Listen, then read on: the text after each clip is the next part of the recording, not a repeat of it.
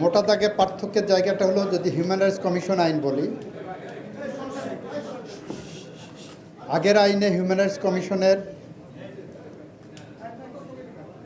Time frame যেটা দেওয়া ছিল, ওয়াইড টাইম ফ্রেম দেওয়া ছিল, আমরা প্রত্যেকটি স্তরে টাইম ফ্রেমটা রেখে দিয়েছি।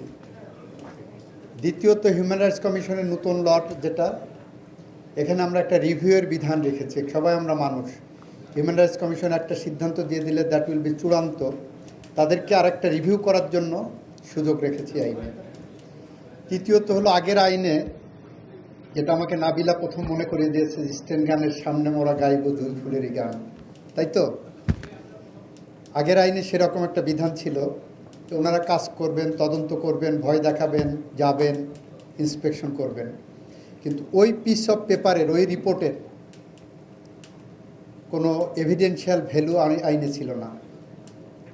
আমরা নতুন আইনের মধ্য দিয়ে হিউম্যান রাইটস কমিশন যে কাজ করবেন, এই পিস অফ ডকুমেন্ট আমরা এটাকে অ্যাডমিসিবল এভিডেন্স হিসাবে ডিফাইন করার চেষ্টা করেছি, সো দ্যাট এইটার নখদন্তহীন কোনো প্রতিষ্ঠান না হয়।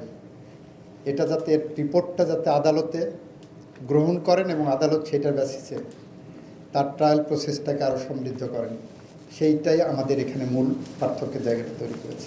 এইটা হিউম্যান রাইটস কমিশনের law is a domestic law, that is an international law. International law will be dealt with in accordance with the international norms and procedures.